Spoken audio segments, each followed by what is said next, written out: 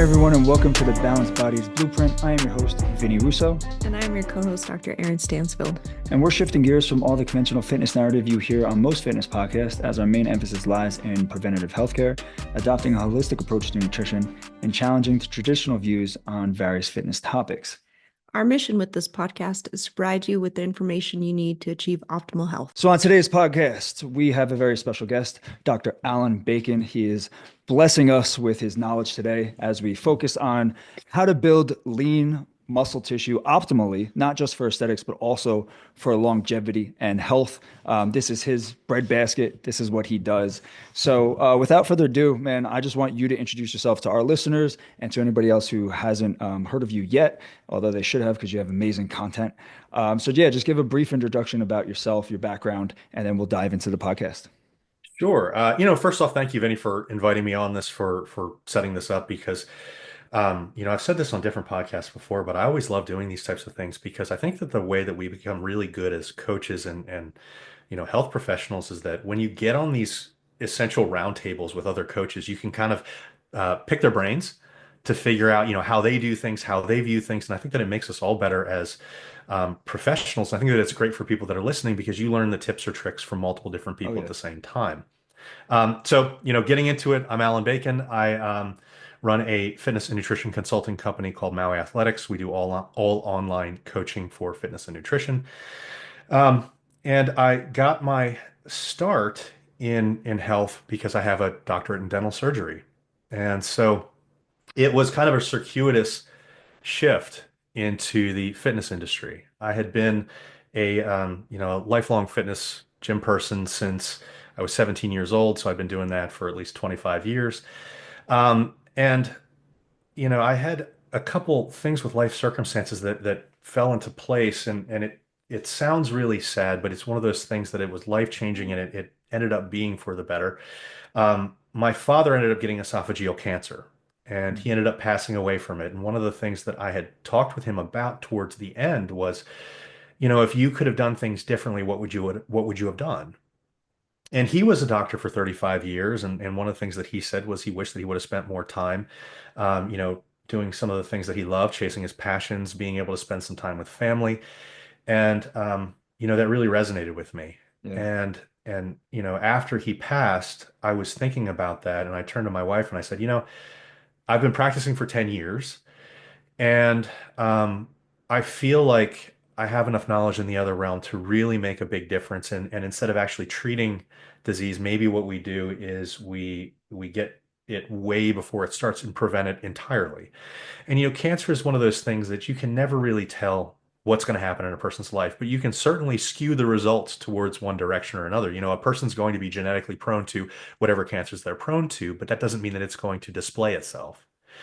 And so hopefully by helping people, get their diet under control, by helping people, build some lean muscle, by helping people get active in their daily lives, I can help prevent some of those things and prevent people from falling into the same situation that my family fell into and prevent, you guys who are listening and everybody else that's looking to get, healthier and stronger from falling into a situation like my dad fell into. And like I said, it's a sad thing to talk about, but I think that over time, hopefully we start to make, enough of a dent for enough people that it makes a difference in their lives. And I think that that's one of the reasons that we do these podcasts, because we want to get good information out there. We want to have these conversations that sometimes are uncomfortable for people to have. And when people are going out there and they're trying to figure out, well, what do I need to do this in my life? I'm interested in becoming healthy, or I'm interested in looking better naked, or whatever it is. How do I make that happen? And I think the most difficult thing about that right now is that the internet is so overwhelming. Oh, yeah. And it's overwhelming in both good and bad ways. It's overwhelming in good ways because information is very accessible. It's overwhelming in bad ways because information is very accessible.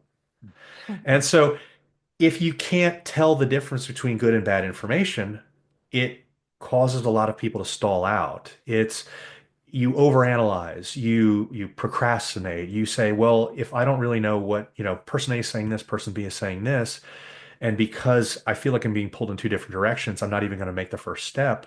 I think that that can become very difficult. And so by having a venue like this to be able to talk some things out and maybe describe why people say one thing, why people say another thing, and then figuring out what the real potential answer might be, and then what might be best for the person listening can be very, very beneficial because maybe it can allow you to take that first step that you've been procrastinating on to begin with. And so, throughout this entire journey of shifting professions into, um, a very stable profession into a not so stable profession. And I think that you kind of understand this, Vinny, and Yeah. that, like fitness is not a stable profession because there's always going to be another 20-year-old that's on steroids that comes out and everybody's going to be like, oh, I want to look like that guy. And, everybody tries to shift to him. And her, because it works with both genders. And so, we're constantly trying to play catch up with, we've got a good message here. Pay attention to the message and don't get distracted by all the bells and whistles that are constantly out there. And so, um, it's a fun thing for me, and hopefully, for myself and for other coaches that are out there, this is becoming a very fulfilling thing that can help a lot of people. Yeah. Yeah, I could definitely resonate with that because I was a high school science teacher before all of this. I started the business while I was doing that. And, that was a steady paycheck coming in. There was no volatility. It was like you Hmm. knew what to expect. And then coming in now, just going full blown with this nutrition stuff.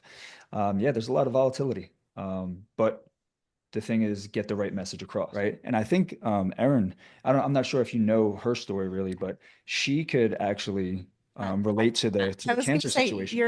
your story resonates with me. I went into so I'm board certified in preventative medicine, and Okay. I was very disappointed with clinical practice. I did a lot of things in medicine before I went into preventative medicine. I did nuclear imaging, so I did a lot of cancer imaging research, and did PET CTs, that sort of thing, and then thought, wow, we're really failing patients by not preventing disease. And I still think it's a big problem in our healthcare system, unfortunately. So I applaud you for make that. That's a huge switch, Yeah. dentistry to to It like it the definitely, prevention side of things, you yeah. know. But it's so needed, I think, for people out there. As a physician, I don't have a lot of time to spend with my patients talking to them about nutrition, and I'm certainly not an expert in nutrition, which is why, thank goodness I met my husband, and that's his expertise. And so, it's a nice collaboration when I can say, we really need to work on lifestyle changes. And I don't necessarily, I can tell him about the Mediterranean diet, but he can actually go into the details and like make them accountable and actually, change their lives essentially, I like that for you the mentioned the good. Mediterranean diet. If we're going to default to one of them, that's probably the best When in named one we doubt, could keep. Mediterranean it out, right? Yeah. Yeah, Well, that's that's the the one the that's doctors literally the do. best named one you could have dropped right there. Yeah. I know, When in doubt, right? Mediterranean it out, man. That's Yeah, it. yeah, It's the most researched. Yeah. yeah. No, Anyway, so absolutely. It's so for anybody that's listening, if you want to go into something, Mediterranean is great. You've got a doctor's opinion right here. Yeah. She's pushing Yeah. it. Yeah. we only know a few diets, so I'm just kidding. So what led we talked a little bit about what led you from dentistry into the fitness industry. What was the main thing though? What was the thing that flipped the switch for you to just say, I'm F it, I'm going in. I'm going all in here. Well, I mean, that conversation that I had with my dad was pretty big. I mean, there were two things that happened right back to back that really did that. It was that conversation that I had with him, and then literally a couple months later, it was December 24th at 8:30 p.m. I was supposed to be having dinner with my in-laws for Christmas Eve, and I was doing emergency surgery.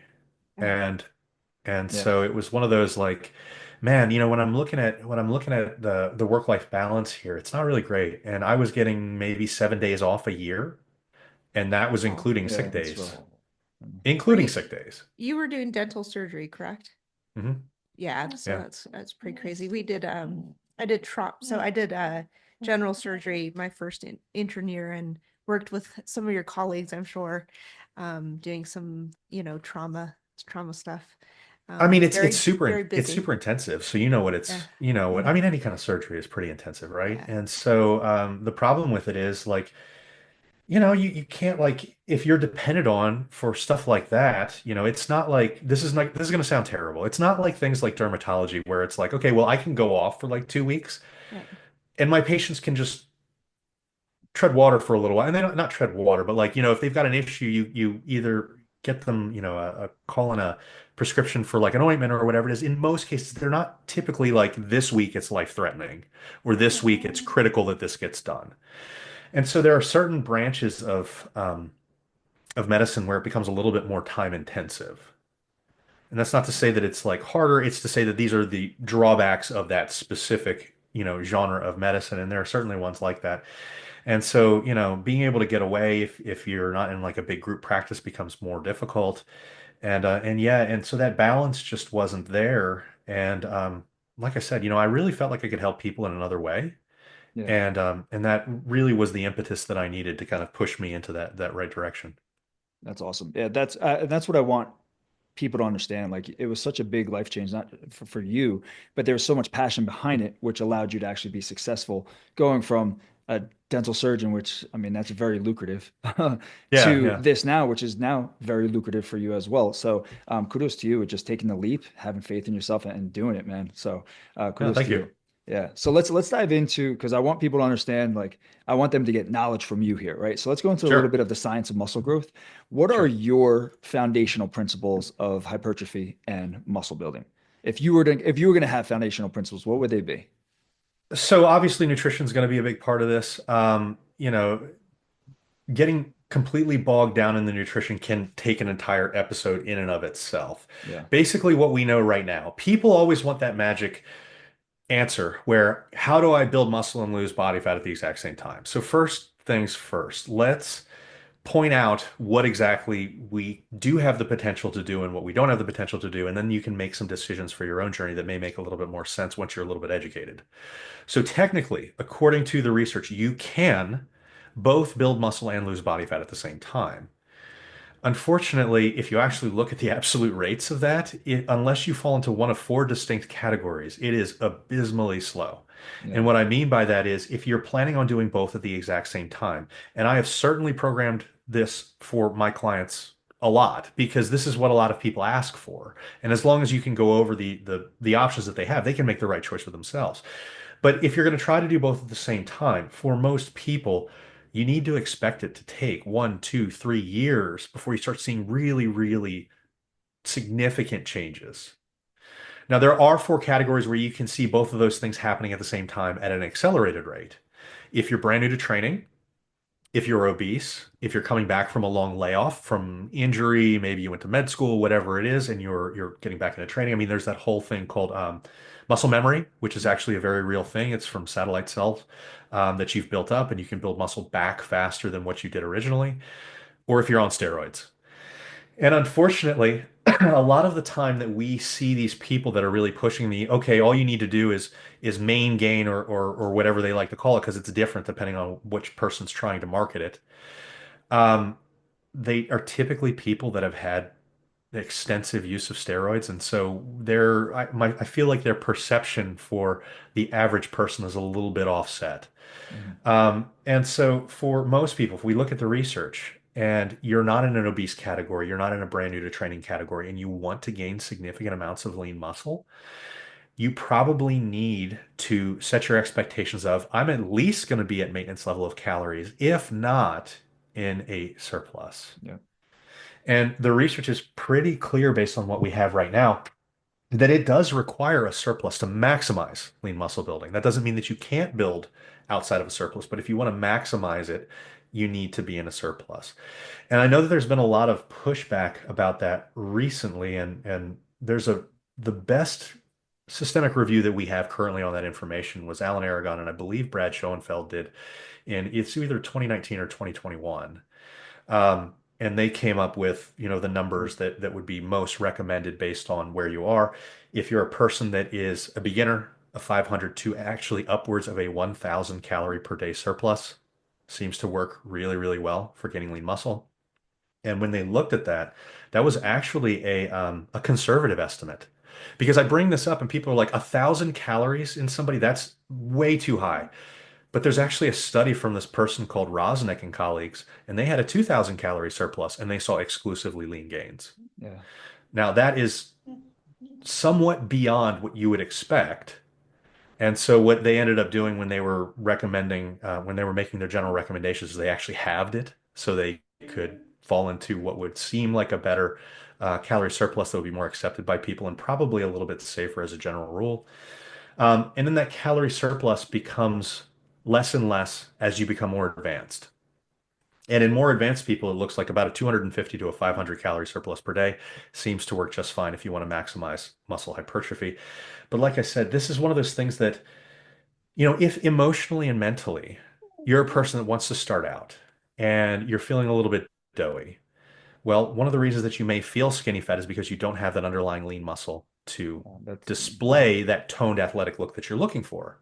And the reality is the majority of people need to put on some lean muscle because people just aren't walking around with significant amounts of lean muscle. And so that's why we get that skinny fat phenotype that people talk about.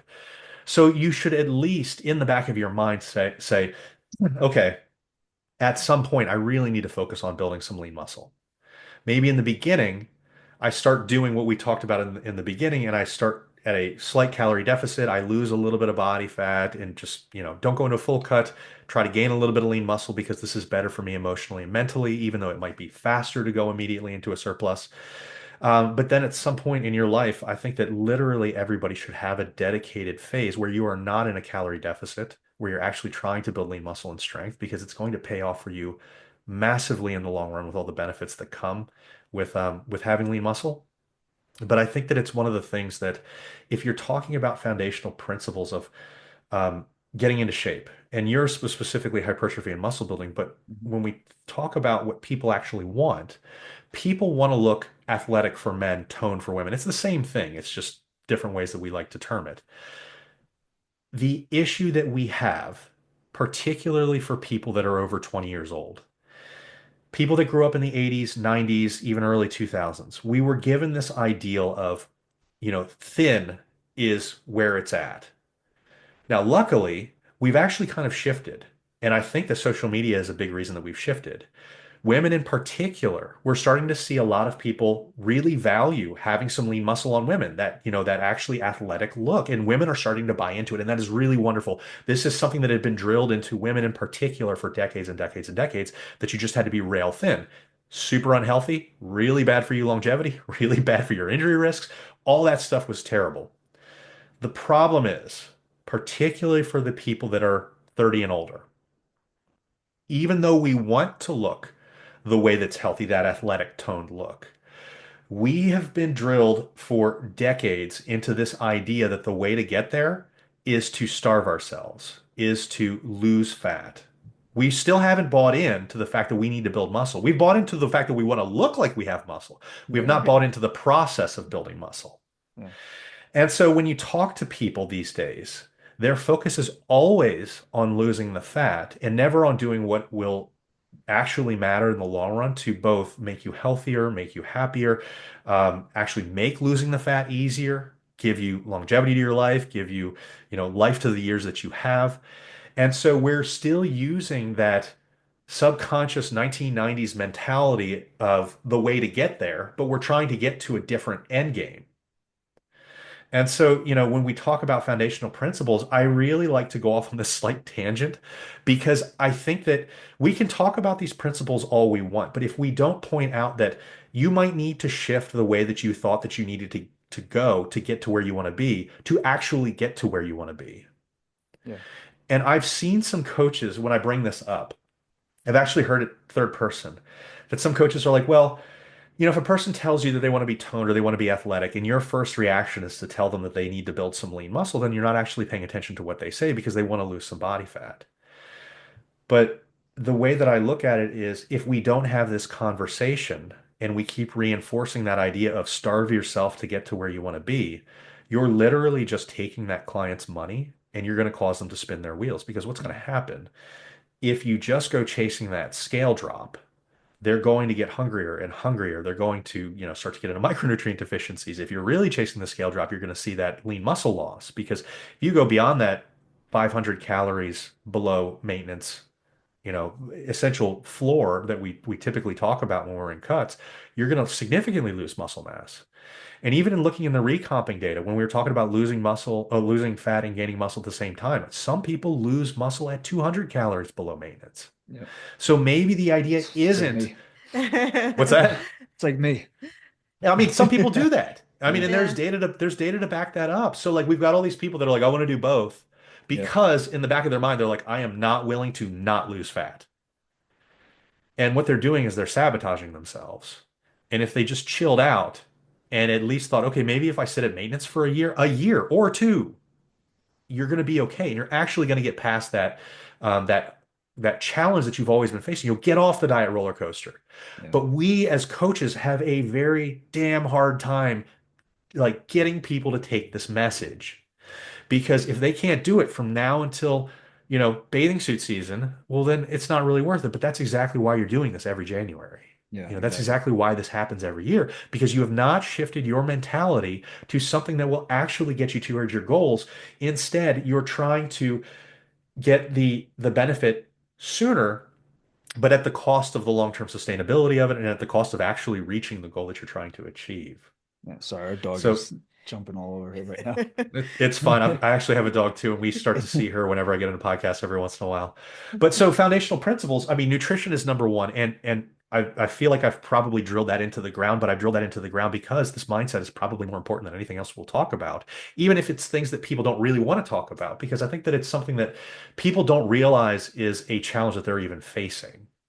And it's because of the way that we grew up. And so when we start to shift that, then we can actually value what building lean muscle can bring to us. We can start to value some of the strategies to do that. And so foundational principles for actually building that hypertrophy, starting that hypertrophy and building lean muscle once you've actually had that mental buy-in become a lot easier. And having proper volumes in our training is important. Having proper intensity in our training is important. And these two things are probably the most important things outside of nutrition and sleep that we could possibly talk about.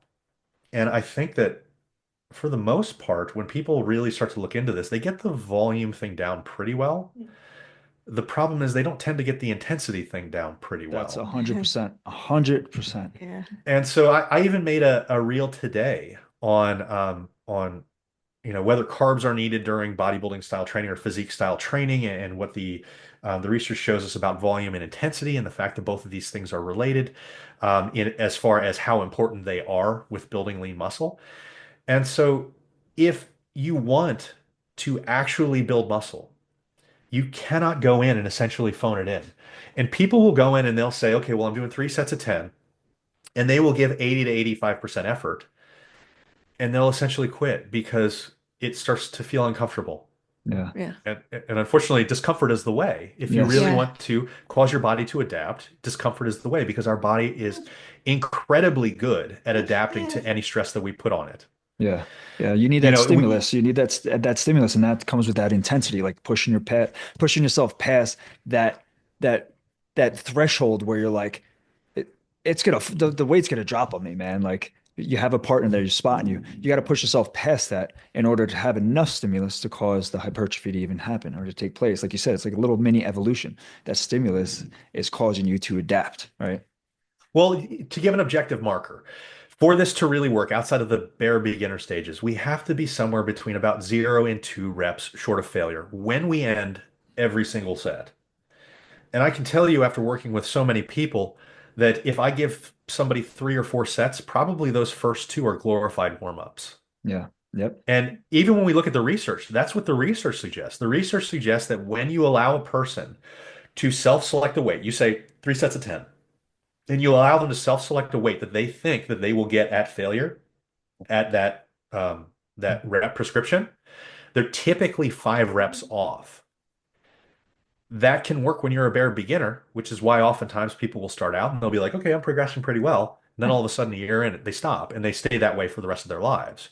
Yeah. And they stay that way for the rest of their lives because they don't learn that the point that they're pushing themselves towards is not sufficient to actually get them where they want to be. And like you said, sometimes it takes having a spotter to really make you comfortable enough to Yep. to feel like you can push it, because otherwise we bail out because it's a self-defense reflex. We don't want to choke on a barbell. Mhm. Um, Is And there so any no, data looking at that, like looking at people that just work out on their own versus like somebody that might push them, like a trainer, that sort of it's even thing, like farther off than comparing what I them? suggested before. Really? Yeah, it's really bad. And I can remember in one of the studies that I was looking, this is a terrible example, but this is one of the outliers, but they were 42 reps off. And Whoa. Oh, so wow. when they Yeah. got the same person, so you tend to see this more in people that are less trained and probably people that have not played sports growing up. Mhm.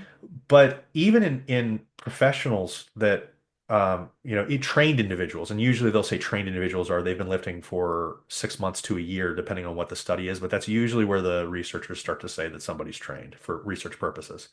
They're usually at least about 3 reps off, and we're still skirting that boundary of where we should be for a trained individual. So people that have never trained before, they're really off.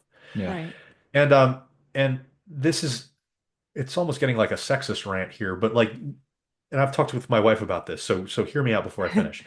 So one of the things that I've noticed is that women tend to be worse at this than men, particularly older women, and I think that it's probably because of the fact that as we were younger, not necessarily us, but the generations right before us, as they were younger, sports was not as big of a thing Right. for women. And now it is. And so I've got a feeling that we're going to see this start to the gap start to bridge Shift. as Yeah. younger generations come up. Because as girls were becoming more and more athletic and really pushing themselves in soccer, basketball, all these different sports that are teaching them to really push their limits, um, you start to be able to push yourself more in the gym later in life. But I think that some of the older generations didn't have that because it was kind of frowned upon to be athletic in some of the older generations. And so when those people are getting into things now, they are essentially a little bit behind.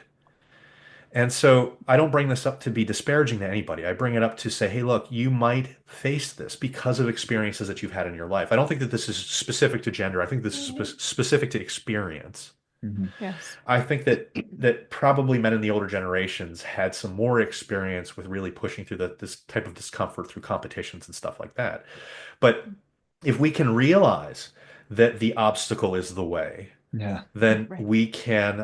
then we can really look at that as a challenge. And I'm not saying no pain, no gain. What I'm saying is no discomfort, no gain. Yeah. Don't push yourself to where you have acute stabbing pains in your musculature or in your tendons because that's a sign that something's wrong. It's injury. Yeah, Yeah. neurological problems. But there's a very distinct difference between this is really fucking uncomfortable and I need to push through it because I've Right. got a few more reps left and my elbow just broke in half. Like there's a difference between these feelings and I think that a lot of people don't really know this until you really start to push yourself.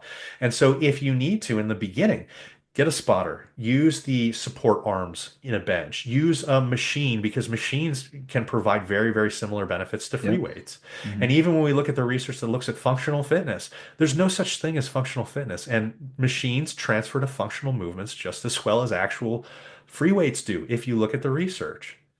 And so people start to essentially ditch out on some of these things early, some of these sets early because they're afraid of potentially injuring themselves. Assuming you're not a rote beginner and you're not pushing yourself beyond your boundaries, really push yourself and use whatever modality you need to be able to feel comfortable to do that. Yeah. Yeah. You Yeah. know, I like the Ryan Holiday reference you just threw out there with the that obstacles was as well. actually a Marcus Aurelius reference. Well, he stole it from him. Did he? Yeah. Well, So he that has a was book. He has a book called Obstacles the Way. yeah, it's that's a Marcus Aurelius quote, which was Yeah. the essentially the founder of Stoicism. Yeah. Yeah. I saw you Um, smiling and I was like, Yeah, he's heard because I this was before. yeah. I Yeah. read the book by Holiday, that's why. But yeah, he takes a lot of stuff from Marcus Aurelius. But I think you made a lot of valuable points there. Just one experience that I had was when I used to train people when I lived in New Jersey. I had my own gym that was built in a garage, so I would take clients and be like, show them how to work out. Here's the intensity that I want, and a lot of it was like, hey, I never used that weight before. I can't do it. Well, I'm here. Let's put it down. If you can't do it, I'll lift you up. And Yeah, they'll get do it. 8 to 10 reps. And it's like, look, you could do it. You just got to push yourself there. But I think a lot goes to do with it. Like they're afraid that they can't. They don't want to look stupid. They don't want to look like they're weak. So they just don't even try. They just stick with what they know they can do, where that's just going to keep you in the same position. You got to go beyond that, right? Like the greatest treasures are found in the caves that you don't want to seek. And so you got to go, you got to push yourself to that extra step. So I think you made a lot of really good points there, especially in regards to just weight training alone. So not even just, life philosophy, just weight training alone. I think that was awesome. And for long, go ahead. I was just going to say for longevity, especially with females, I think that this kind of change in the paradigm shift essentially is so important. Because Yeah. I think, we want to avoid sarcopenia and Mhm. especially, in women that might have higher rates of osteoporosis and that sort of thing. And so very, very important to one, have good foundational habits, and two, to know where your limits are essentially. To know the difference between injury versus I can push myself. Yeah, I mean, start low and go slow, particularly for people that are just starting out. When we're talking about this type of stuff, we're really talking about, once you have 3, 4, 5, 6 months under your belt, you're more comfortable with the movements. You've actually trained yourself. Don't do this in the first 4 weeks. Get in and just start getting into the habit and routine of actually getting in. But these are the type of things that you should be looking at long term to where you need to take your training, your mindset, looking at the challenges in the right way, because this is what's going to be necessary to actually get to where you want to be. And if you can do that, if you can have that mental buy-in for some lean muscle, I mean, just like what you said, particularly um, women can benefit from this because of some of the changes that happen hormonally that could lead to things like osteoporosis. I mean, sarcopenia is a big problem for everybody. Yeah. In our 40s, we start to lose muscle about 0.5% annually, and then that ramps up to 1 to 2% in our 50s, and then that reaches 3% in our 60s every year onward. 3% muscle loss. It's absolutely enormous. And if you want to look at predictors of longevity and quality of life, not just how long you live. And it's really funny when we look at all these like longevity experts online and they constantly point out, well, this will make you live longer. And it's like, cool, but like, is it going to be like nice that I'm living that much longer? Or am I going to be like, Yeah. not able to Quality of like life. move? Yeah. Yeah. Yeah. And so if you really want to look at the right thing, muscle mass index has been, associated more with quality of life and longevity than anything else. I mean, much more so than things like BMI that we've used for decades. And this isn't to get down on BMI, because BMI is a very valuable screening tool for the general population. I mean, it loses some of its benefits in an athletic population, but that's not really what it's there for anyways, because if a person's athletic and overweight, you're just kind of like, it's fine. You're okay. Yeah. But, the muscle mass index is one of the things that if we can actually start to view that as something that we really value, then maybe that can move us away from that situation that I was lamenting earlier, where all we're focusing on is how can I stop eating and become rail thin, and maybe actually see some of the benefits that this will provide. Because if we do that, the physique's going to come. It's not going to come immediately, and you're not going to notice it at first, because the scale might even start to go up. You might think that you look worse before you get better, because if you've got a little bit of a layer of body fat on top and you add some muscle, you're going to look a little bit bigger, Yeah. and it's not necessarily going to be the look that you're going for, but that's the path to get to the look that you're going for. Hmm. And it's so hard to sell people on that, but I really want to emphasize that, because I think that if we do, all of a sudden you have a better quality of life, you've got a longer life. If you get things like, pathologies like cancers, having more lean muscle will mean you have a much greater chance of surviving it. You're much more metabolically thrifty, because having lean muscle like essentially acts as a metabolic sink. When you take in excess glucose, it's got some place to store it, as opposed to storing it as body fat, because you've got much larger skeletal muscle glycogen reserves. Hmm.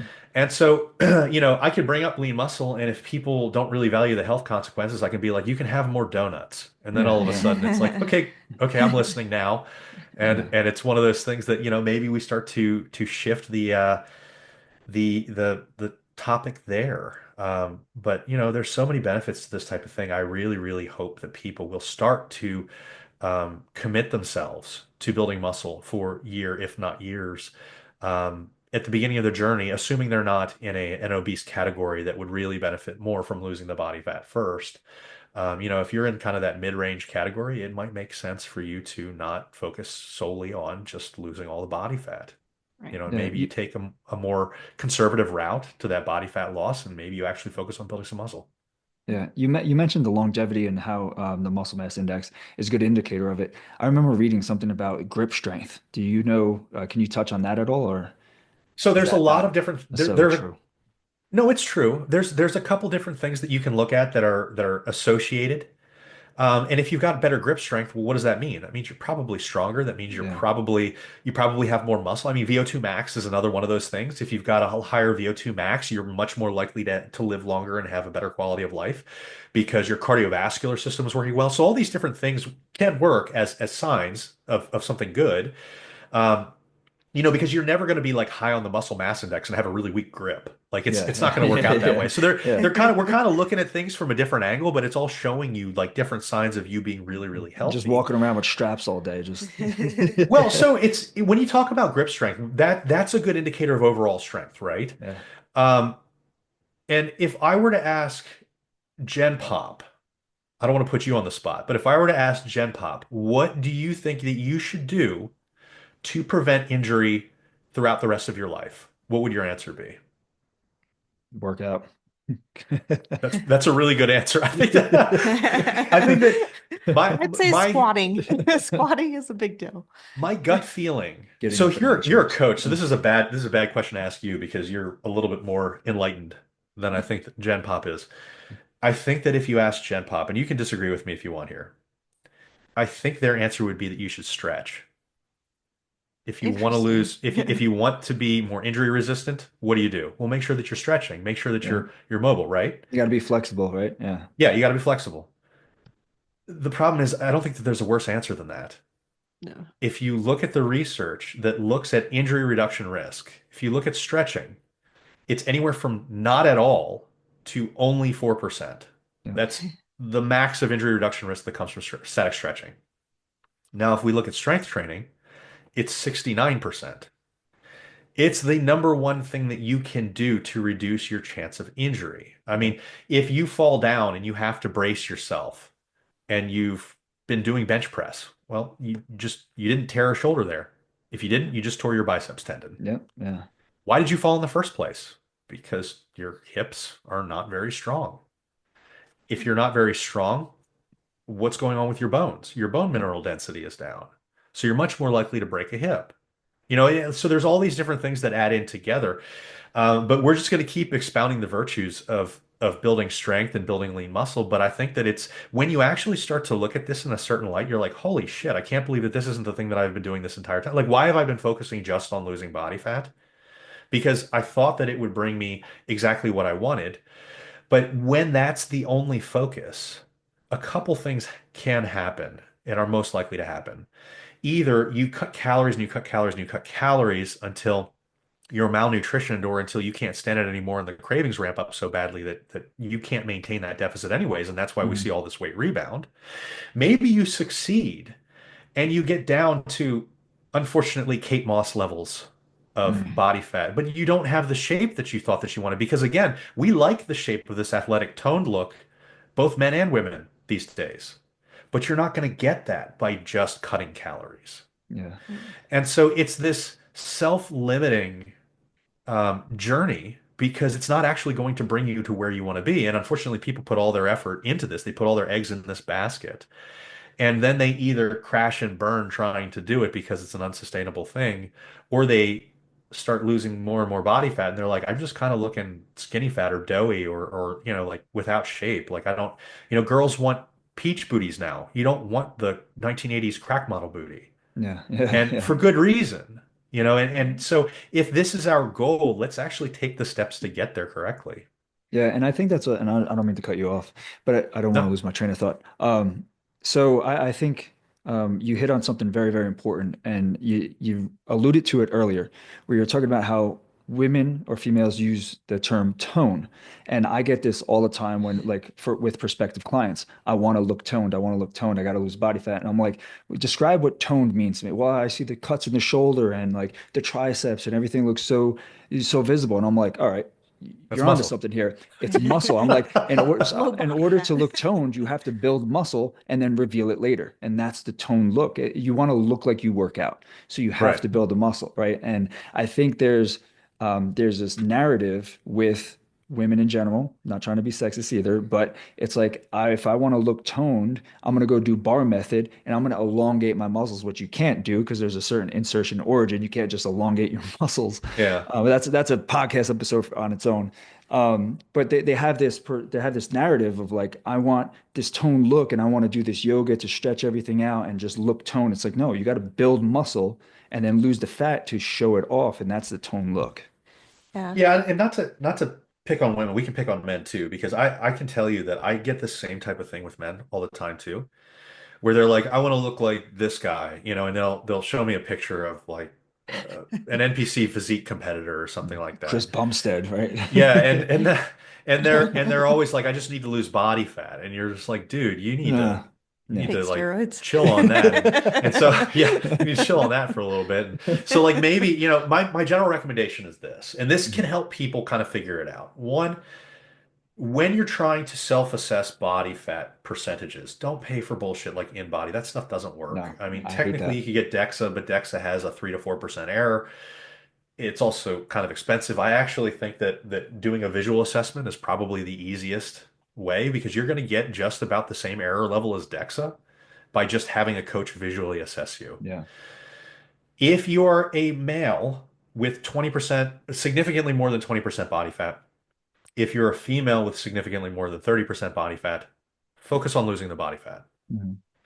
Once you're a man that's between 10 and 20%, once you're a female that's between 20 and 30%, that's where you start to take a step back because those are the good ranges for actually building lean muscle and being in a healthy body fat percentage. Going below those is probably problematic. Now, every time I bring this up, there's always some female competitor that's like, I'm 19% all the time. And I'm like, that's great. But like the Yeah. issue for using that as a Gen Pop recommendation is that 17, 18, 19% body fat could be doable for some females that are very advanced, already have a lot of lean muscle, which makes it easier for them to maintain on higher calories.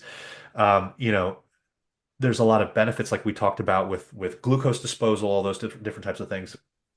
Um, but for general population, it's a little bit extreme. Just because we talk about these ranges doesn't mean that everyone is appropriate for every person. I mean, if you're a male and you're like, Alan says 10 to 20%, so I'm going to be 12%. Well, that might not be sustainable for you long term. Maybe it doesn't fit within your social lifestyle. Maybe you want pizza a little bit more often. Maybe you want to have a drink once or twice a week. Maybe this is something that when you're down in that range, you're getting cravings way too often. You can be at 17%, be completely healthy, build as much muscle as you want to build, and then cut down later if that's the way that you want to do it. And honestly, probably being in the middle of that range is probably more realistic for the large majority of people than trying to be at the bottom end of that range, because the bottom end of the range for both men and women, you're pretty much displaying abs 24/7. Yeah. And is that sustainable for most people? Probably not in a regular everyday life. Do And you I have know your that menstrual people, cycle? yeah. Are Yeah. you a menoric? Yeah. And so within the 20 to 30% for women, you're probably okay for the most Yeah. part with that. Yep. But that's why we give those recommendations Mhm. of where they are. Once you realize where you're comfortable within those ranges, sit back and build some muscle. And like I said, you give it some years because it's probably going to take that long. Everybody that you look up to online, there's not a single one of them that didn't spend years building muscle. If they've got a physique that you're trying to get and it's not just skinny, they spent years. There was a time period before they were that famous person that you want to be, Yeah. and they took 2, 3 years to build that lean muscle. And you're trying to circumvent that because somebody's posting a before and after of 8 months where they're on steroids, the women too, and they're showing, muscle glycogen reserves are filled because of the steroids or whatever's on it. If you look at that same person 4 months later after they've gone off, they're going to look half the Look size that different. they looked Yeah. Yep. during that time period. And people just don't understand this visual perception um, that's throwing them off because of whatever it is. And I'm complicit in this too. I mean, if you go and look at my Instagram, those three pictures on the top, I have the greatest lighting of all time. I looked at that and I was like, I look really, really good. I look really good in these. And so I pinned them at the top. Yeah. And it's not to say that I don't have lean muscle mass because I do, and I've got significantly more than the large majority of people. But Yeah. anybody that you're comparing yourself to on Instagram is either using the perfect lighting. They've got a pump. Me with a pump versus me without a pump are two Oh, it's totally crazy. different looking It's people. It's insane. it's it's incredible. The leaner that you are, the more impressive you look when you have a pump. Yeah. You know, if you've got significant amounts of body fat, you get a pump and you don't, versus when you don't have a pump, you don't really look a whole lot different. When you are leaner and you can actually display that cut, it's like night and day difference. Oh yeah. Yeah. And so you got to be understanding of what you're looking at here because that can actually set proper expectations for you to be successful long term. Yeah. Yeah. Just quickly, since coming into from the medical side, and this question may or maybe you don't have experience with this. Do you have any advice for people that might be on weight loss journeys that they're taking GLP-1s and maybe they're coming off? Like, what kind of advice would you give them as far as muscle maintenance? So here's the thing. GLP-1s are a controversial drug right now. I'm a big supporter of GLP-1s. I'm not a big supporter of how GLP-1s are being used. I'm a big supporter of GLP-1s in populations that actually deserve to be taking Correct. GLP-1s. And if you've got 15 pounds of body fat to lose, you do not deserve to be taking a GLP-1. You're not, if you're significantly obese, if you're diabetic, if you have disordered eating, Yep. those three are when you should be on a GLP-1. Otherwise, you should Yeah. not be on a GLP-1 because whether you're on a GLP-1 or not, people are trying to use it right now as a cosmetic aid. And they're trying to use it as a cosmetic aid in lieu of doing what they should fucking be doing anyways, which is getting Right. your training and your nutrition under control. If you are taking a GLP-1, particularly the leaner that you are, so normal weight individuals that are trying to lose 10, 15 pounds, if you just get on a GLP-1 and you don't revamp your nutrition and your training, what's going to happen?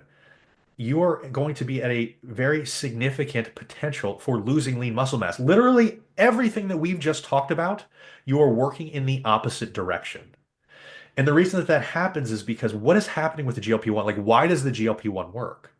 The GLP-1 works secondarily, for the most part, for weight loss due to the calorie deficit that it instills because you eat less. In a normal weight person, this amounts to starving yourself. Mm. Would you think that you are going to be healthier when you starve yourself? And the answer for general people is no, but like I like that somebody in Hollywood used it and they lost weight. Well, Yeah. great. When you're going to use it, don't be a dipshit about it. When you do it, revamp your nutrition, make sure that you are weight training. When I talk about the whole idea that, you have to be in a maintenance or maybe even a calorie surplus to really maximize lean muscle building, I actually received a question last week about this. And someone said, if I can't gain significant amounts of lean muscle in a calorie deficit, well, why should I even lift weights? Well, you should lift What? weights because the Yeah. only way to prevent that significant lean muscle loss is to be lifting weights while Yeah. you're in that calorie deficit. Yeah. It instills that signal in your body that this muscle is being used. So pull energy from fat stores instead of oxidizing amino acids. It will significantly allow you to retain more lean muscle. So when we talk specifically about GLP-1s, I'm a big fan when it's used correctly. I think there's no way to enforce this. This is me like just in an optimal world. I Mhm. don't think that you should be allowed to take them unless you have the proper nutrition and training program in play and you're actually lifting at least 2 or 3 times a week. Yeah. I don't think that you should be allowed to take them. Yeah. This doesn't matter who it is because the long-term health ramifications that we could have from GLP-1s that are used with no foresight can be very, very problematic. And yes, in a population of like severely obese people, losing body fat is by far the most important thing from an overall health Right. standpoint. It doesn't matter if you're lifting or not. Losing the body fat will significantly increase health markers in your bloods, everything like that. If you're a normal weight individual, you could potentially be setting yourself up for worse health long term. Those 10 to 15 pound people, you're going to potentially set yourself up for worse health long term through significant losses of lean muscle, malnutrition, depending on what age group you're in, maybe even osteoporosis. Like these are very real concerns for these people that are just getting on these for cosmetic reasons. And I think that it's really rough to see these medical clinics, like throwing them out like candy, and then people that have diabetes can't get them. Yep. You know, I think Completely that anybody, agree. They have to be anybody in the clinically indicated. yeah. Well, and unfortunately, this is like TRT these days. Yep. I've got nothing against TRT, but when we have these clinics that are putting people on what's essentially a low dose steroid cycle just because Exactly. they can do it, and they're like, it's HRT, Mhm. like a, a 50-year-old man that has 1,100 total tests is not HRT. Yeah. No kidding. No There's no kidding. 50-year-old man in existence that has that. And Yeah. they're Yeah. like, well, it's legal. And it's like, well, that's great, but that's That's like yeah. according to government Crazy. regulations, if you're at 1050 or higher, you should discontinue use. So it's technically not advised, but like, just because something can be done doesn't necessarily mean it's the right choice. And I know that they're doing it because these mills, I mean the GLP-1 mills and the testosterone mills tend to be the same clinics. Yeah. Yeah. They're selling the service. They're not selling proper treatment. They're selling whatever it is you're trying to buy. And so I they're just I think that's unfortunate. Yeah. I think that you there's a lot of really, money in it. oh yeah. And, I be, know. and It's because just there's a lot of money, ridiculous. it's never gonna stop. And Yeah. so We it's get these beauty spas, right? And like everyone wants to look like Kim Kardashian and all these women. And where does she go? She goes to beauty spas. Well, what does beauty spas do? They sell semaglutide, right? At a very diluted dose, or I don't even know if it's legitimate. Who knows, right? Yeah. Do you really I know what you're putting in your body when you're taking that? I mean, I don't. I well, wouldn't. I so somebody was asking me this question about these clinics because I brought up the same conversation a couple weeks ago, and they were like, "Well, they're doctors and blah blah blah blah." And my comment was, if they're willing to essentially like gamble with your health, because once we start to get in some of these really high doses for even HRT, what's considered HRT ranges, technically above 1,000 probably isn't HRT. And if you really want to be honest, for a man that's over like 30s, it's probably between 600 and maybe 900. Yeah. And if you're above that, you're probably not on HRT because that's not what a normal human would be. Um, you're going to start experiencing those side effects that we really want people to be aware of. You're going to start to see some negative effects on lipids. You're going to start to Yeah. see some negative effects on hematocrit. Not that these can't be managed, particularly hematocrit. I mean, you can give blood and manage that, but you're not really going to find the same issues at the appropriate dosages that you're going to find here, and that's why government regulations. I mean, the Veterans Affairs, the VA, discontinues at 1050, and they discontinue at 1050 because this is where things start to get dicey. Yeah. And then what's really funny is these clinics will be like, well, if you look at this study, it shows that there's no increased risk of CVD and all that stuff. And it's like that study showed it at 700. Yeah.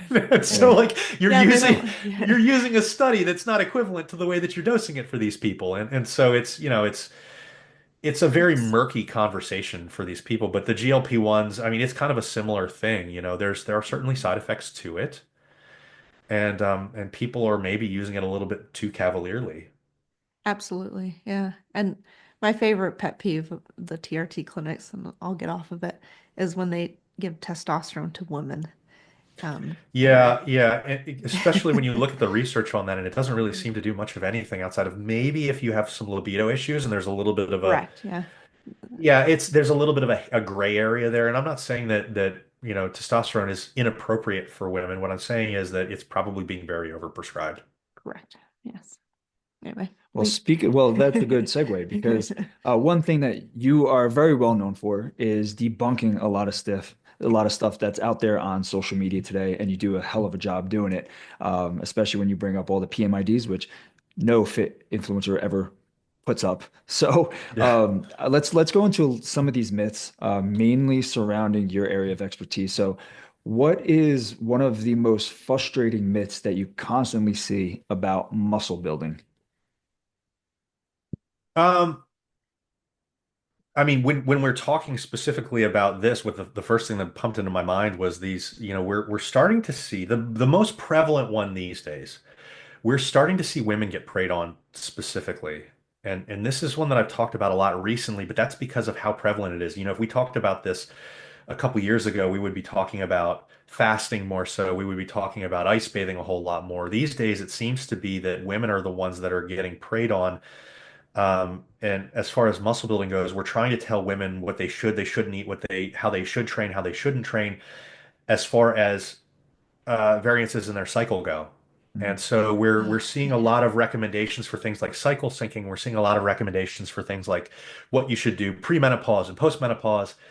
Um, and it's really funny because there are doctors that are making their entire careers off of this, and the research just doesn't really support It them. doesn't match And up, right? no, it doesn't match up at all. And so what's really funny is I've seen some of them give PMIDs, and for people that don't know, a PMID is a PubMed identification number for Mhm. a specific study. So if you see a DOI, it's for a general identification number. If you see PMID, it's for that specific PubMed study.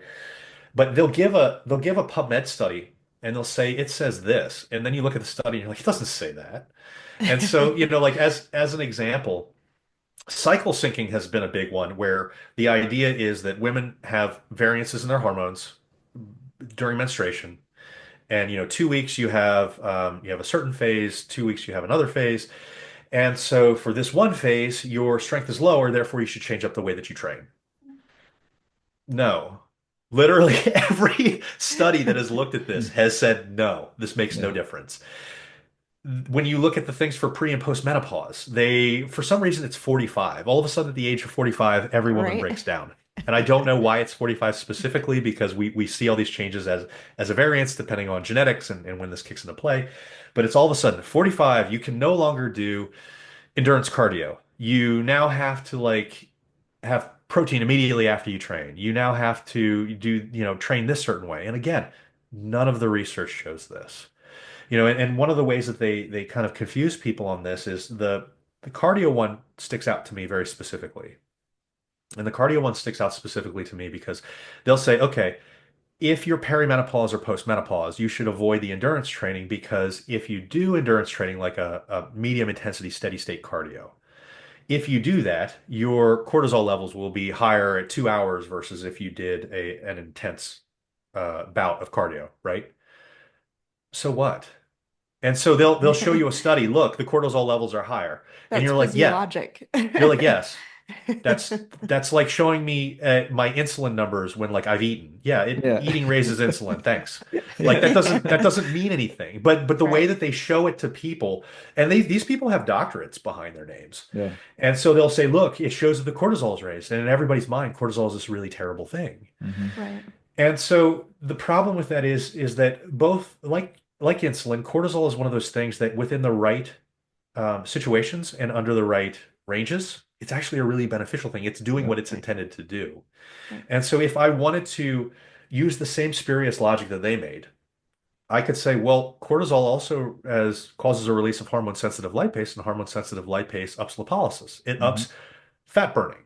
It liberates fat cells to be used as energy. Therefore, you want your cortisol to be as high as possible because then you'll lose the most fat possible. That's not true either. But that's the same logic that they're using to say, don't do this because here's a situation where cortisol's high and it causes fat storage. Yes, when you have chronically elevated cortisol levels in the presence of a calorie surplus, it will cause adipose tissue deposition because of lipoprotein lipase. It's another hormone that it upregulates, but this one causes storage. It's the nuance of this that really escapes these doctors and influencers that are trying to sell you something, but they're trying to sell you their book on it. They're trying to sell you their training on it, and they're trying to make it seem specific and that there are answers for you. Yeah. Whereas if you actually look at this from an understanding of everything that's going on, you'll start to notice, well, okay, so it's higher at 2 hours, but it's caused by exercise, and it's still not a chronic elevation. This is still considered an acute elevation. Right. On top of that, if you actually look at the research, if you do this medium intensity steady state cardio that causes the higher spike of cortisol acutely, it actually leads to the lowest overall cortisol levels throughout the rest of the day. So they won't mention that part. No, They'll they'll leave that out. vilify Yeah. they'll vilify that 2 hour spike, and then they'll be like, don't look at it later. Because Yeah. all of a sudden their plan no longer makes any sense because now you have the lowest levels possible. And it doesn't fit that narrative that they were saying of, oh, you need to control this stress hormone after you work your workout. But this is a stress hormone that's doing exactly what it's supposed to be doing. And when you give it different stressors, it's going to react slightly differently, but it's still within the normal and expected range, and it's still within that acute time frame, and it's still a beneficial adaptation. This is your body handling that, get challenged, have all of these different benefits, allow your body to recover, and over time it gets better and better and better. But we don't hear that part. And I like to put this out as an analogy. If you're getting to somebody that's actually going to show you exactly what's going on, it's like the information is like seeing everything in a room, right? The lights are out. That influencer that is saying, hey, look, you can't do this type of cardio because it's going to spike your cortisol. It's like them coming in and shining a spotlight into one little corner. And they're like, see, it does that. And they're right, it does. So when you look at that study, you're like, oh my God, they're right. But what we've just done is we've walked in, we've turned the light on in the room, and now you can see everything else. And you're like, okay, well, that corner doesn't really matter that much because the rest of this is in play. Yeah. And that's how these messages can become really problematic. That's why these myths can become really problematic because, um, you know, especially when these myths are based on half truths, it can be very, very difficult for a person to discern whether or not it's actually practically relevant for them. And in this situation, this is one of the ones that's not practically relevant for them, but has been marketed very, very well because it makes really good podcast appearances. It looks really interesting in books. If you call something like the menopause code, or I don't know if that's a real book name, but like if you make something like It's pretty that good. name, Yeah. yeah, I It's know, not I should bad. write this. Except my book would be like 2 pages. You're Yeah. fine. Train. And so it doesn't really matter. And so it's Yeah. really funny because this specific topic has been done to death over the past year. And a lot of times the people that would argue with me would be like, okay, well, look at things like the Swan study. Are you guys familiar with that at all? I'm not, no. So the A Swan little study bit. the Swan Go ahead. study followed perimenopausal women over about a 9-year period, and it followed thousands of them. And this is one of the ones that they're using really hardcore to say, hey, look, women, when you go into menopause, all of a sudden you're going to start losing muscle, you're going to start getting a lot of body fat. And they'll show you this graph and it'll show you, okay, well, you're going to double the amount of body fat that you gained, and then you're going to, triple the amount of lean muscle that you lost. But the graphs generally don't have numbers to show the magnitude of those effects. And so when you actually look at the study, it sounds doom and gloom when you put it that way, and that's why they put it that way. But when you look at 9 years, if you adjust for age, the differences in age, remember we talked about sarcopenia over time. Right. So there is muscle loss during this period, regardless of whether or not you're going through menopause. Starting in our 40s, men lose it too. If you start to look at these things and you take things out like age and get rid of that confounder, all of a sudden we're only gaining about 3.5 pounds over 9 years, and we're only losing less than half of a pound of muscle. But this is a population that doesn't even work out because it was general population. Yeah. So these people that don't even exercise are barely losing anything, and they're barely gaining any body fat over this really long period of time. Yeah. But that's not how it's being presented to people. How do And so you, we, I was just gonna say, like, with all of these issues, like, there's a lot of, I think what's lacking is the amount of understanding of complexity of one physiology.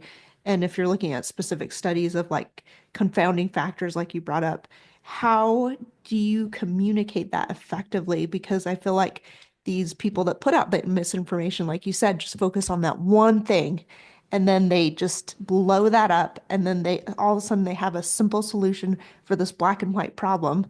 And the problem with that is that people are complex, physiology is complex, studies are complex, there's a lot of analysis that goes into it, and it's not a black and white answer. So how do you communicate that?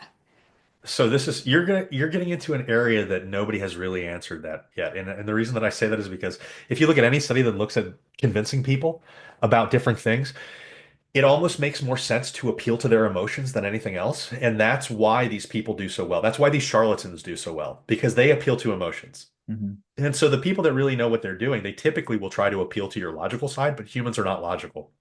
And that's why we're always on our back foot, because we're really bad about it.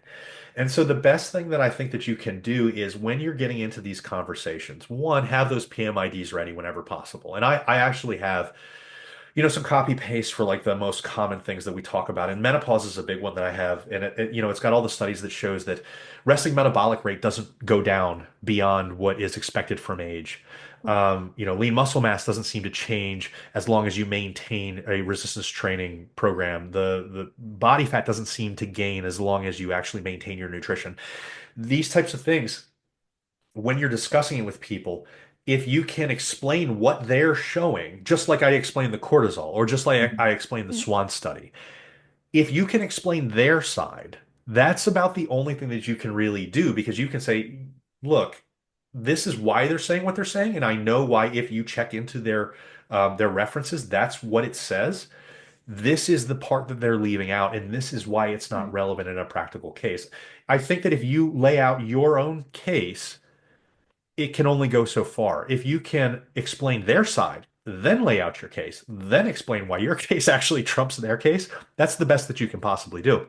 But like I said, when you're having this conversation with people, I've been doing this long enough, the myth debunking thing, that when you see me having these conversations, you'll see this a lot in like the comments section of my posts when I'm debunking stuff, because there's always somebody that's going to come in and argue.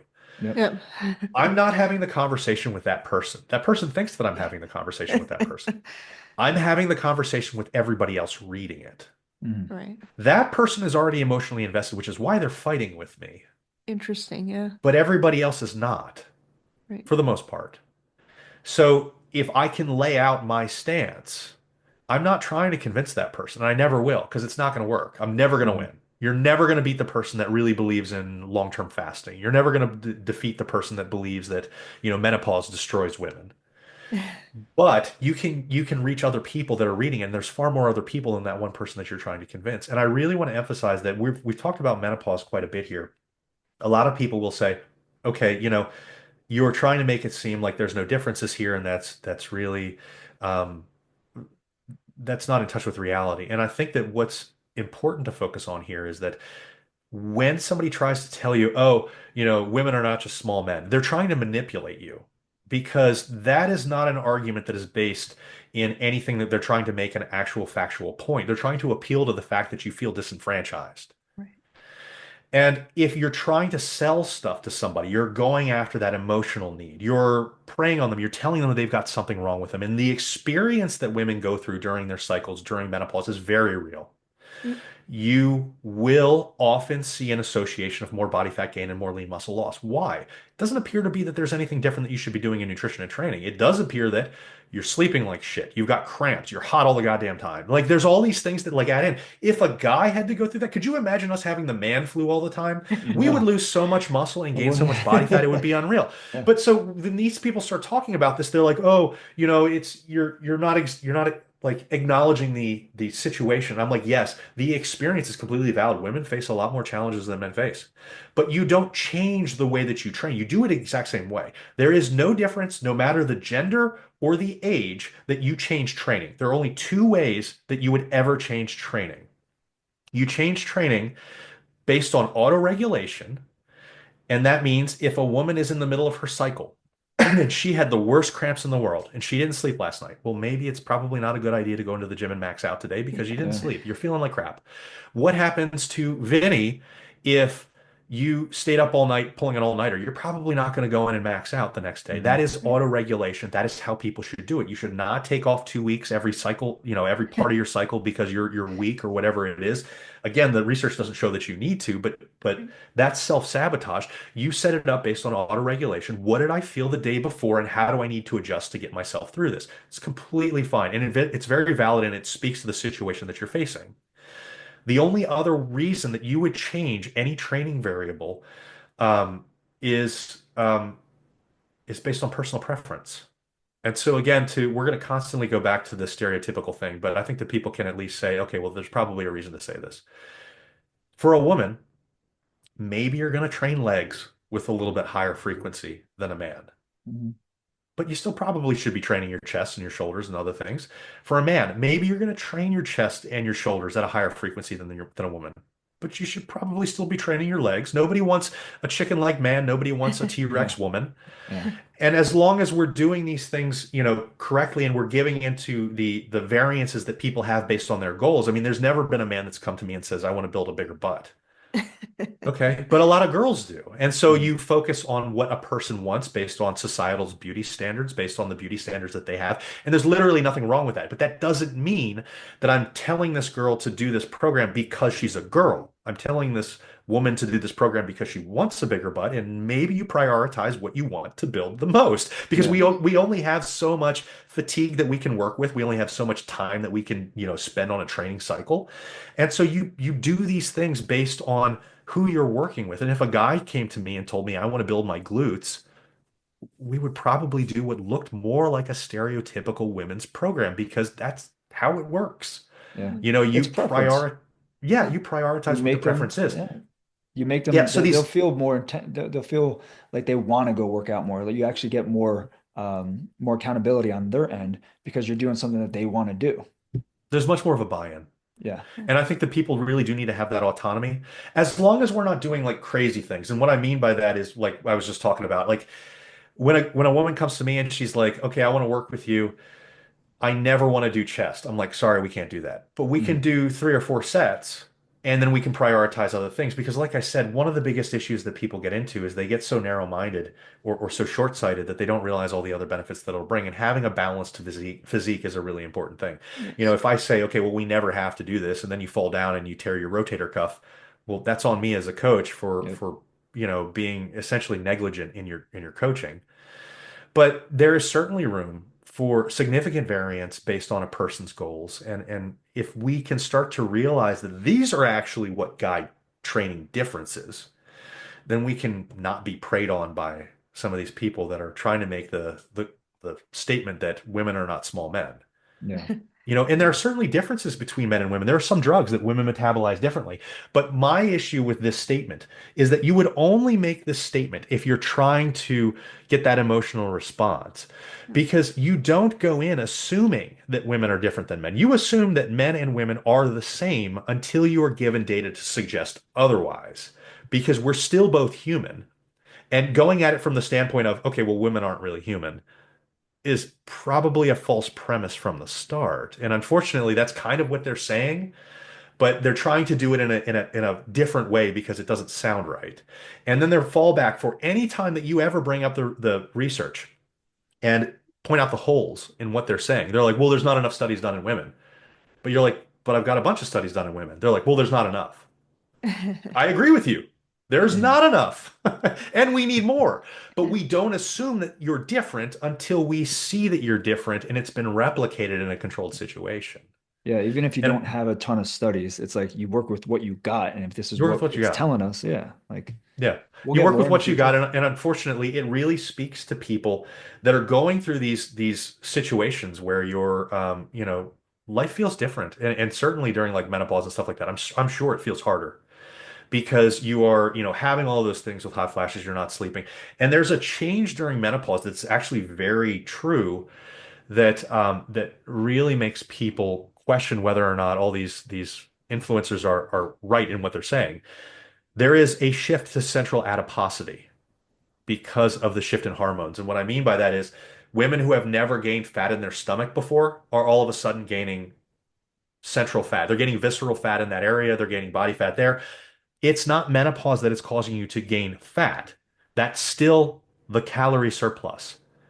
You're just storing it in a slightly different place because of the changes that menopause cause. So Mhm. all of these different things kind of add up to confusion as to what's going on because of the experience feels very different. And when someone says, "Yeah, that's because you need to train and everything differently," no, that's not why. It's because you've been in a calorie surplus because things have been so tough that you've been snacking on little Debbie cakes. You've not been walking Yeah. as much as you used to. You're not weight training the way that you were before. You're not as active as you were before, and so these things are catching up to you and you're just seeing it being stored in a different place. But to somebody that's been sold on that idea that it's very different, it can be very convincing. Yeah, I love that too because a lot of conversations that I have with um, men and women getting into their 30s, going into the 40s, they say they blame the whole my metabolism is slowing down, right? The whole age factor. And it's really like listen, that doesn't happen until like your 60s, like you're fine 60. right now. It's just the thing is like it's your priorities. Like think about what happened. You went from vanity in your 20s to starting a family and all those priorities shift. And that's all that happened. So if you want to have that body image that you used to have, priorities got to start shifting more towards that vanity, which then will show that you could still do it. I mean, that's a great point that you bring up. I mean, our resting metabolic rate doesn't seem to go down until at least the age 60. Yep. And then it's 0.7% every year annually after that. So Yeah. this is what we're talking about with like, you need to be aware of these age-related changes because if they coincide with some of these other changes, you may inadvertently blame something else that might be happening because of something else that you're doing. Um, and I mean, it's confusing, and there's so much information out there, and this goes back to the whole, Yeah. it's much easier to do things because there's so much information out there. It's so much harder to do things because there's so much information out there, Yeah. and it's a minefield to navigate. Yeah. Yes, yes. So before we wrap this up, there is one odd question I want to ask you before we let people know where they could find you and all that. Are there Sure. any, has there been any sexy or trendy fitness approaches that actually have worked to where like a lot of times like you're going to see us, we're going to debunk all this stuff, right? Just because they don't really fall back on the foundational principles that we know are that actually do work. So has there been anything whether it's in the recent past, in the way long time ago, or just current recently, that you have noticed, this is actually pretty good. Oh man. So, the problem, this is a really funny thing because whenever I talk about this kind of stuff with people, I think that one of the reasons that you see people that have really good information on social media not having the same following sizes as people with really shitty information is that hyperbolic claims sell Mhm. because people that are a little bit more conspiracy theory or biohacky are like, oh my God, yes, and they'll hit like. People that Mhm. know that it's not true will comment and they'll double push that reach. The reality is that no matter what you want to do in health and fitness, the answer is always one of four things. It's four things combined. It's fitness, nutrition, sleep, and stress relief. Mhm.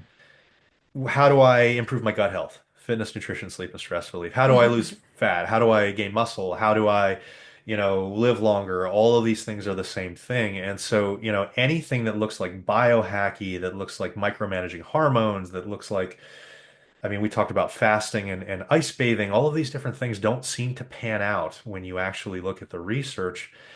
Um, I wish that there was the ability to say that there was this magical thing that worked. I mean, there are certain things. It's not that there's a magical thing that would work as a general recommendation. No, it's always the same master the basics. Yep. Master the basics is the answer.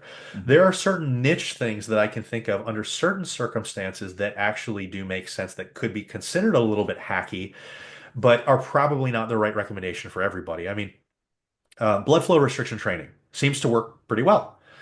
Blood flow restriction training, however, probably lower strength progress over time because of the way that it works. So it's probably something that makes the most sense in people that are recovering from, a rehab need. Yep. People that are rehabbing. Blood flow restriction training is probably a really cool thing to look into for rehab because it'll allow you to maintain and build lean muscle in situations where maybe you've got really bad joint tendonitis or you're trying to rehab, soft tissue or something like that. Um, and so there are certain niche situations where some of these things can make some sense. I mean, advanced training techniques come to mind, like supersets, drop sets, cluster sets, all these types of things. None of them are better than straight sets, which is very disappointing for most people because it's much cooler to say that you're doing supersets than you're Yeah, doing yeah. just standard sets. There Unless is time nothing, constraint, right? right. Yeah. There's nothing better than straight sets. Assuming that you have the time to Mhm. do them, nothing beats straight sets ever. If you if you're short on time, things like drop sets, things like rest pause, things like supersets can provide similar benefits in the hypertrophy department. Maybe not the same in strength over time, but similar benefits in the hypertrophy department for like half the time. And so for people that are very time constrained, maybe you start looking into some of these things. So they're Yeah. niche situations where you have the ability to get some benefits out of some of these more advanced or hacky techniques that actually do work, Mhm. as long as we understand that it's probably not going to replace the master the basics situation. You can use them intelligently to improve your life when you need to and actually make some gains. Yeah. I was going to say one thing that I've think might be, and you would probably know more about this because it is in the training world and it's uh, pretty recently it's come back out, which is the Mike Metzner approach, where Ugh. I think what that does for people, what I think that does for people is it shows them the intensity that they're supposed to have for their sets. And I think that could work to someone's benefit.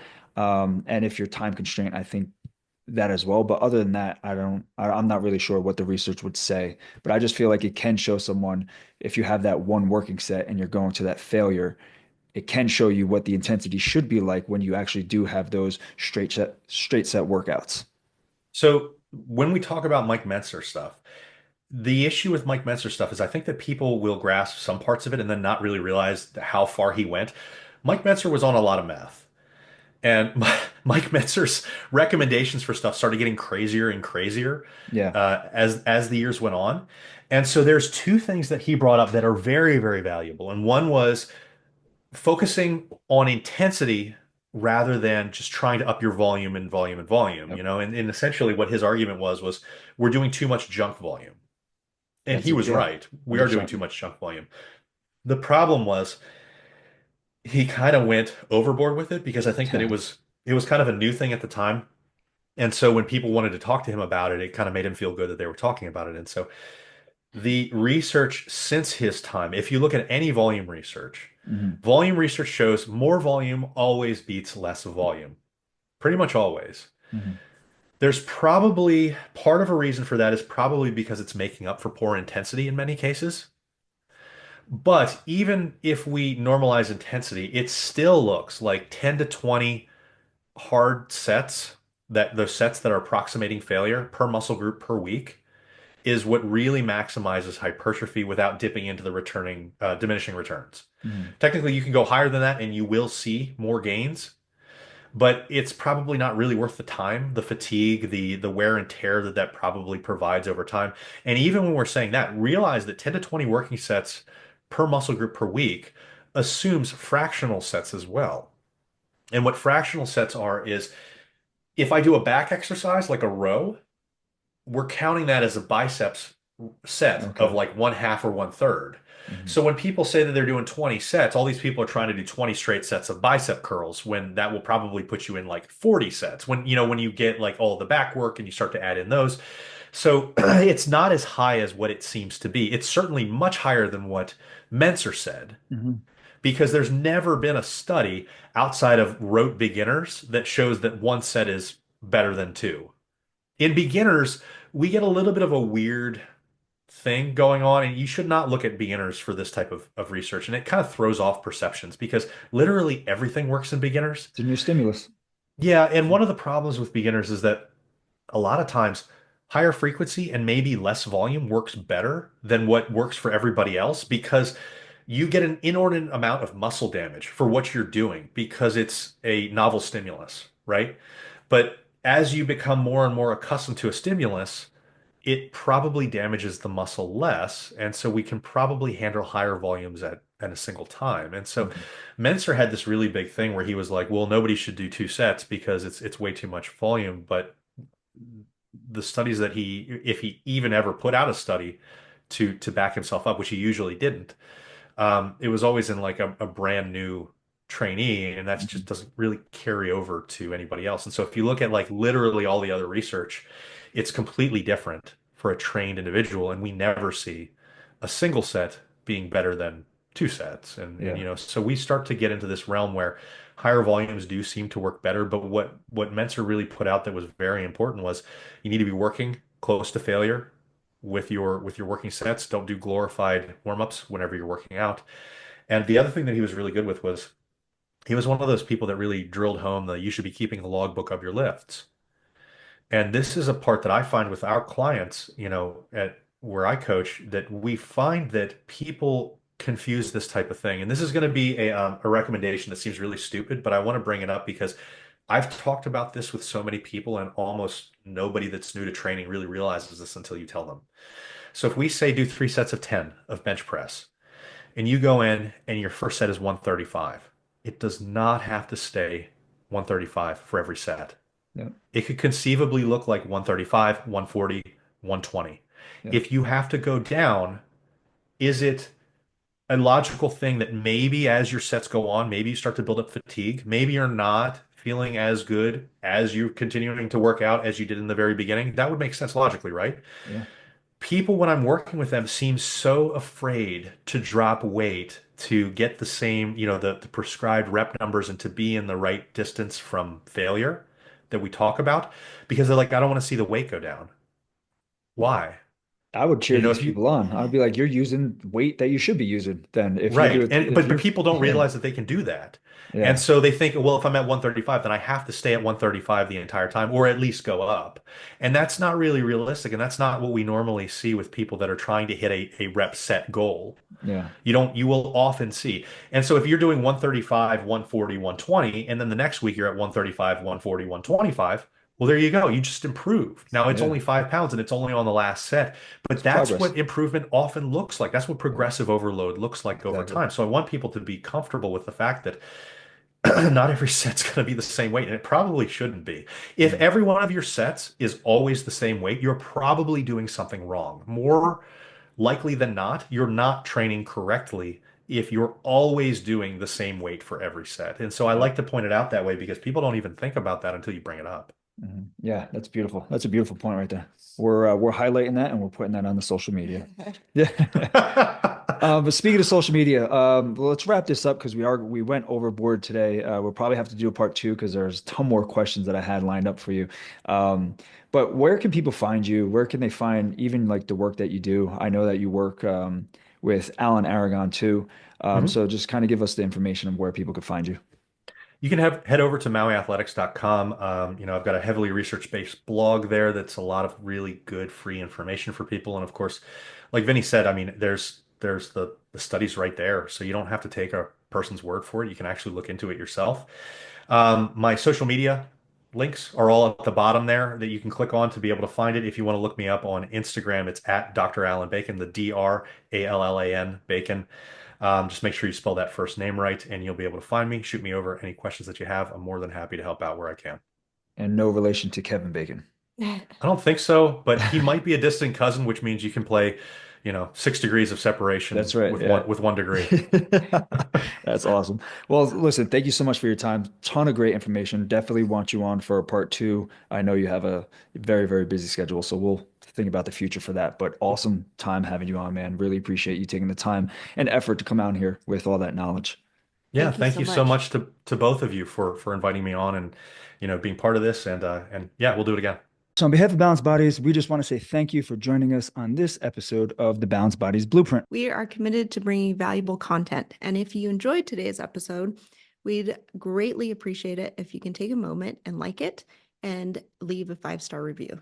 On Apple, just go to the show, scroll down to the bottom and rate it there. If you're on Spotify, go to the show's page, click the 3 dots, and you can rate it there as well. And if you believe in the power of knowledge, share this episode on your social media to try and get the information out there to as many people as possible. And as you navigate your own path towards better health, remember that Balanced Bodies is forever in your corner. See you all next week. The podcast content may include discussions of medical topics and health-related information. However, the information provided should not be considered exhaustive or complete, and it should not be relied upon as a substitute for professional medical advice or treatment. Always seek the advice of your physician or other qualified healthcare providers with any questions you may have regarding a medical condition or treatment.